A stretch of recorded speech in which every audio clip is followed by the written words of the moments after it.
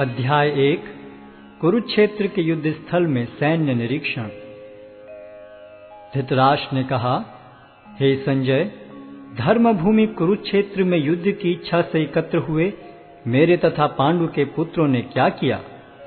संजय ने कहा, हे राजन, पांडु पुत्रों द्वारा सेना की व्यूह रचना देखकर राजा दुर्योधन अपने गुरु के पास गया और उसने ये शब्द कहे, हे आचार्य, पांडु पुत्रों की विशाल सेना को देखें, जिसे आपके बुद्धिमान शिष्य द्रुपद के पुत्र ने इतने कौशल से व्यवस्थित किया है। इस सेना में भीम तथा अर्जुन के समान युद्ध करने वाले अनेक वीर धनुर्धर हैं, यथा महारथी युयुधान, विराट तथा द्रुपद। इनके साथ ही धृष्टकेतु, चेकितान, काशीराज, पुरुजित, कुंतीभोज तथा शैब्य जैसे महान शक्तिशाली योद्धा भी हैं। पराक्रमी युधामन्यु, अत्यंत शक्तिशाली उत्तमौजा, सुभद्रा का पुत्र तथा द्रौपदी के पुत्र, ये सभी महारथी हैं। किंतु हे ब्राह्मण श्रेष्ठ, आपकी सूचना के लिए मैं अपनी सेना के उन नायकों के विषय में बताना चाहूंगा जो मेरी सेना को संचालित करने में विशेष रूप से निपुण हैं। मेरी सेना में स्वयं आप, भीष्म, कर्ण, कृपाचार्य, अश्वत्थामा, विकर्ण तथा सोमदत्त का पुत्र भूरिश्रवा आदि हैं, जो युद्ध में सदैव विजयी रहे हैं। ऐसे अनेक वीर भी हैं जो मेरे लिए अपना जीवन त्याग करने के लिए उद्यत हैं। वे विविध प्रकार के हथियारों से सुसज्जित हैं और युद्ध विद्या में निपुण हैं। हमारी शक्ति अपरिमेय है और हम सब पितामह द्वारा भली भांति संरक्षित हैं, जबकि पांडवों की शक्ति भीम द्वारा भली भांति संरक्षित होकर भी सीमित है। अतएव सैन्य व्यूह में अपने अपने मोर्चों पर खड़े रहकर आप सभी भीष्म पितामह को पूरी सहायता दें। तब कुरुवंश के वयोवृद्ध परम प्रतापी एवं वृद्ध पितामह ने सिंह गर्जन की ध्वनि करने वाले अपने शंख को उच्च स्वर में बजाया, जिससे दुर्योधन को हर्ष हुआ। तत्पश्चात शंख, नगाड़े, बिगुल, तुरही तथा सिंह सहसा एक साथ बज उठे। वह समवेत स्वर अत्यंत कोलाहलपूर्ण था। दूसरी ओर से श्वेत घोड़ों द्वारा खींचे जाने वाले विशाल रथ पर आसीन कृष्ण तथा अर्जुन ने अपने अपने दिव्य शंख बजाए।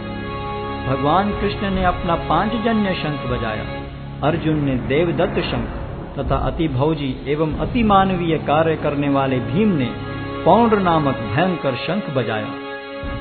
हे राजन, कुंती पुत्र राजा युधिष्ठिर ने अपना अनंत विजय नामक शंख बजाया तथा नकुल और सहदेव ने सुघोष एवं मणिपुष्पक शंख बजाए।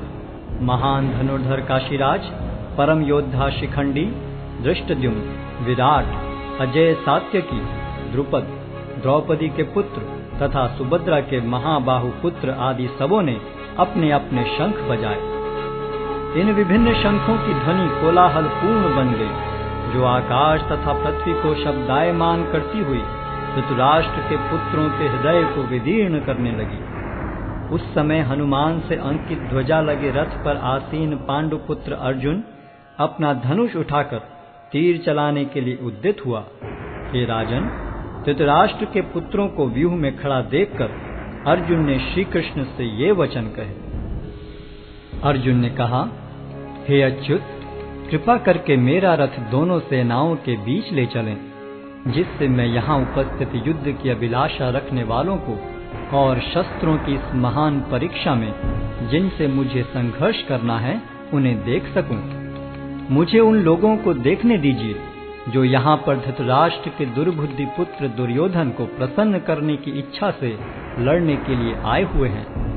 संजय ने कहा, हे भरतवंशी, अर्जुन द्वारा इस प्रकार संबोधित किए जाने पर भगवान कृष्ण ने दोनों दलों के बीच में उस उत्तम रथ को लाकर खड़ा कर दिया। भीष्म, द्रोण तथा विश्व भर के अन्य समस्त राजाओं के सामने भगवान ने कहा कि हे पार्थ, यहाँ पर एकत्र सारे कुरुओं को देखो। अर्जुन ने वहां पर दोनों पक्षों की सेनाओं के मध्य में अपने चाचा ताऊओं, पितामहों, गुरुओं, मामाओं, भाइयों, पुत्रों, पौत्रों, मित्रों, ससुरों और शुभ चिंतकों को भी देखा। जब कुंती पुत्र अर्जुन ने मित्रों तथा संबंधियों की इन विभिन्न श्रेणियों को देखा, तो वह करुणा से अभिभूत हो गया और इस प्रकार बोला।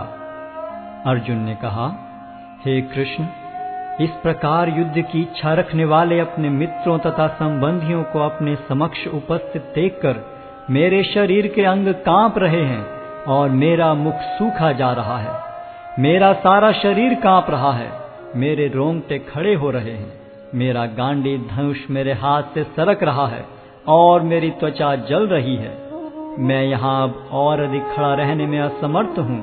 मैं अपने को भूल रहा हूँ और मेरा सिर चकरा रहा है। हे कृष्ण, मुझे तो केवल अमंगल के कारण दिख रहे हैं। हे कृष्ण, इस युद्ध में अपने ही स्वजनों का वध करने से न तो मुझे कोई अच्छाई दिखती है और न मैं उससे किसी प्रकार की विजय, राज्य या सुख की इच्छा रखता हूँ। हे गोविंद, हमें राज्य, सुख अथवा इस जीवन से क्या लाभ, क्योंकि जिन सारे लोगों के लिए हम उन्हें चाहते हैं वे ही इस युद्ध भूमि में खड़े हैं। हे मधुसूदन, जब गुरुजन, पितृगण, पुत्रगण, पितामह, मामा, ससुर, पौत्रगण, साले तथा अन्य सारे संबंधी अपना अपना धन एवं प्राण देने के लिए तत्पर हैं और मेरे समक्ष खड़े हैं, तो फिर मैं इन सब को क्यों मारना चाहूंगा, भले ही वे मुझे क्यों न मार डालें। हे जीवों के पालक, मैं इन सबों से लड़ने को तैयार नहीं, भले ही बदले में मुझे तीनों लोग क्यों न मिलते हों। इस पृथ्वी की तो बात ही छोड़ दें। भला धृतराष्ट्र के पुत्रों को मारकर हमें कौन सी प्रसन्नता मिलेगी। यदि हम ऐसे आतताइयों का वध करते हैं तो हम पर पाप चढ़ेगा। अतः यह उचित नहीं होगा कि हम धृतराष्ट्र के पुत्रों तथा उनके मित्रों का वध करें। हे लक्ष्मीपति कृष्ण, इससे हमें क्या लाभ होगा और अपने ही कुटुंबियों को मारकर हम किस प्रकार सुखी हो सकते हैं।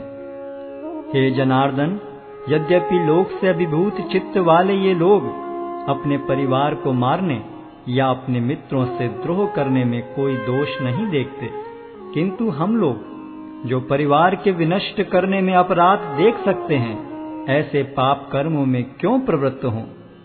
कुल का नाश होने पर सनातन कुल परंपरा नष्ट हो जाती है और इस तरह शेष कुल भी अधर्म में प्रवृत्त हो जाता है।